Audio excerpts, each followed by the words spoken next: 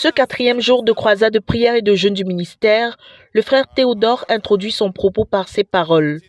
Il y a environ 15 ans, j'étudiais dans l'Ancien Testament les vecteurs qui favorisent la croissance en effectif. Si tu veux vraiment quelque chose, il est de ton intérêt de savoir comment t'y prendre pour l'obtenir, commente l'orateur. Si aujourd'hui j'étais un jeune homme qui veut se marier et que j'avais remarqué une bonne fille que je veux épouser, j'allais élaborer ma stratégie très simplement. Tout d'abord, j'allais observer les personnes de qui elle est proche. Je n'irais pas directement vers elle au risque de tout perdre. J'allais me renseigner pour savoir comment les autres ont fait pour être proches d'elle. Au terme de mon sondage, la deuxième étape consisterait à leur demander de m'aider à me rapprocher d'elle. Les personnes les plus indiquées pour t'aider à conquérir une personne sont les personnes qui l'ont déjà conquise. Et le premier don que je ferai serait à ses proches et non à elle.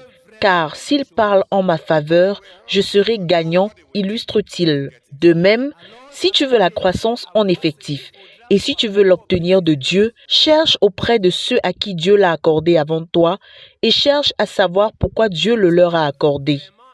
Même parmi mes filles, j'ai observé ce phénomène. Un jeune homme veut épouser ta fille et il ne se rapproche pas de toi qu'il l'a déjà. Il passe donc son temps à faire des erreurs parce qu'il pense qu'il peut s'en sortir tout seul. Une des malédictions des personnes méchantes est que Dieu ne leur donne pas la sagesse d'apprendre des personnes de qui elles doivent apprendre, déplore-t-il, avant d'appeler les frères à prier, que Dieu nous bénisse avec la sagesse simple pour apprendre. Si tu épouses une femme, son corps, ses diplômes, sa sagesse t'appartiennent. Mais la plupart des maris, dès qu'ils payent la dot, ne veulent que le corps et l'argent de leur femme. Ainsi, ils ne puisent aucune des richesses qu'elle a dans son bagage de la vie. L'orgueil rend les gens bêtes, déplore-t-il. Il est même des pasteurs qui ont des personnes ressources et qui n'en profitent pas parce qu'ils estiment tout savoir. Pour eux, demander de l'aide à des gens ressources dans le domaine où ils sont compétents, c'est comme avoir perdu l'onction. Même Moïse, qui parlait face à face avec Dieu, a demandé à Jéthro de rester avec lui parce qu'il connaissait l'itinéraire. Pour revenir au vif du sujet, le frère Théodore déclare « Il y a 15 ans, j'étudiais la Bible pour ressortir les facteurs qui favorisent la croissance des effectifs. J'étais fatigué de petits effectifs dans mon œuvre en tant que missionnaire.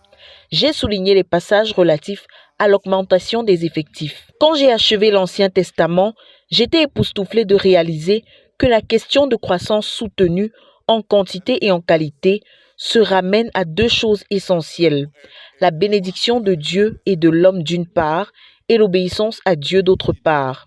Il est dit à plusieurs reprises, si vous m'obéissez, je multiplierai vos effectifs jusqu'à ce que vous remplissiez la terre.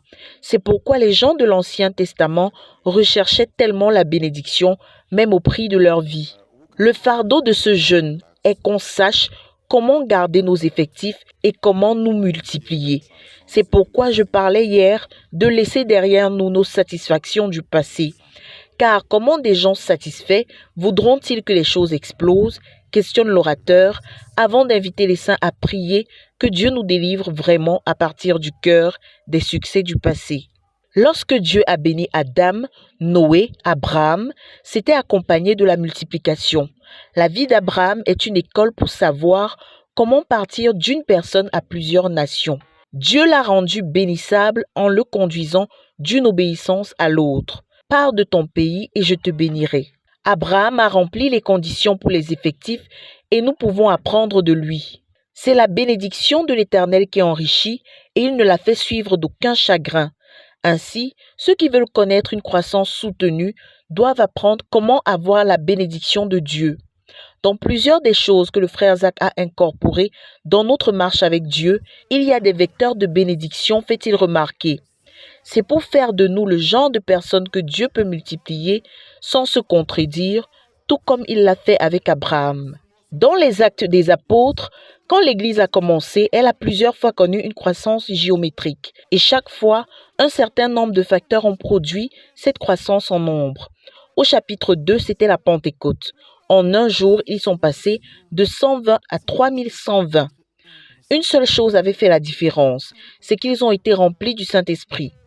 Au chapitre 4, D'un seul coup, ils sont passés à 5000 et cette croissance est attribuée aux miracles. Le frère Zach avait appelé de tels miracles les miracles évangéliques. Au chapitre 5, une autre grande croissance en effectif est attribuée à la sainteté dans l'Église. Ananias et Saphira sont morts jugés par Dieu et les effectifs ont augmenté. Au chapitre 6, la Bible parle à nouveau d'une croissance massive et l'attribue à l'organisation de l'Église. Davantage de dirigeants furent suscités et la Bible dit que la parole de Dieu se répandit et un grand nombre crut. Au cours des 14 dernières années, j'ai conduit les frères à jeûner pour ces vecteurs l'un après l'autre. Nous avons jeûné et prié pour les miracles, la foi, la Pentecôte, la sainteté, la fidélité, pour que nous puissions devenir le genre de personnes à qui Dieu peut confier de grands effectifs. Dans ce jeûne, nous portons un de ces facteurs qui va conduire à la croissance et la maintenir, à savoir un grand nombre de dirigeants.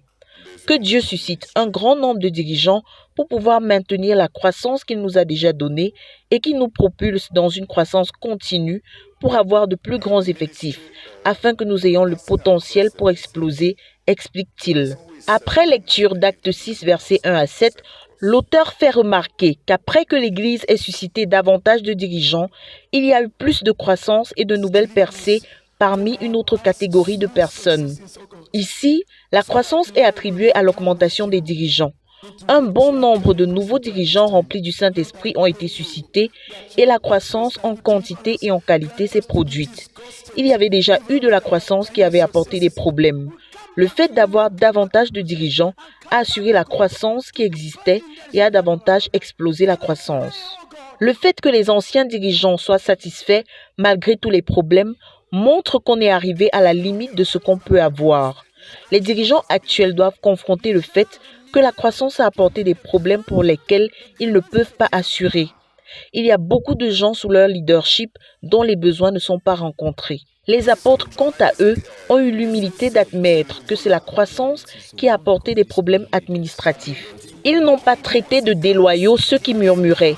Les murmures sont une indication du fait que l'œuvre a atteint un niveau où il y a un besoin de plus de dirigeants. Il faut de l'honnêteté pour admettre qu'il y a des problèmes qu'on n'arrive pas à résoudre. Cependant, le fait de nommer les gens n'arrange pas les problèmes. Les gens qui doivent être dirigeants sont des personnes remplies du Saint-Esprit et qui ont des dons spirituels. Si on plafonne, on ne va pas rester au même niveau. On va regresser jusqu'à mourir, dévoile l'orateur. Les dirigeants doivent dégager les blocus sur le chemin de notre développement et le premier blocus, c'est eux-mêmes. 5 millions. Mais tant que les anciens dirigeants sont contents avec, malgré tous les désordres qui peuvent arriver, malgré les problèmes qu'ils ne peuvent pas résoudre, tant qu'ils sont contents de maintenir leur poste, on est arrivé à la limite de ce qu'on peut avoir. We have gotten to the limits of what we can have. Si on va avancer If you have to move ahead, de là où on se trouve, les dirigeants actuels doivent confronter le fait qu'il y a beaucoup de problèmes pour lesquels ils ne sont pas adéquats. La croissance a amené des problèmes. Il y a beaucoup de gens qui ont besoin d'attention, beaucoup de gens qui ont besoin de guérison, beaucoup de gens qui ont besoin de conseils, beaucoup de gens qui ont besoin de l'orientation, beaucoup de gens qu'on a besoin de former, beaucoup de gens.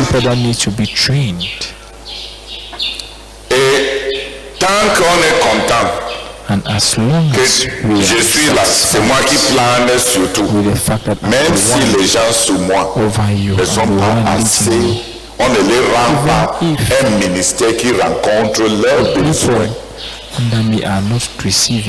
Mais parce qu'on est là, ça ne nous gêne pas. Et on garde notre statu quo. La CMCI a plafonné, aura plafonné.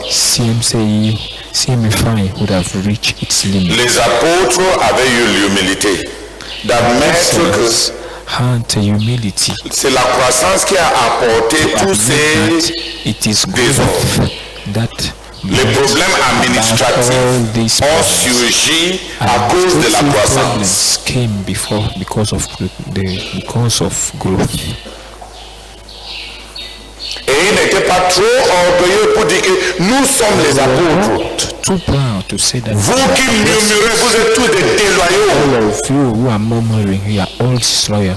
On va vous excommunier. You are going to be excommunicated. Parce que les murmures sont une indication des limites des dirigeants qui sont sur place. Pas parce qu'ils ont rétrogradé, mais parce que l'œuvre a atteint le niveau où il doit avoir davantage de dirigeants. La pensée que tant qu'on est là, ça suffit, vient du diable. Que toute la gloire revienne au Seigneur. De Koumé pour la RTVC, Cynthia Siaka.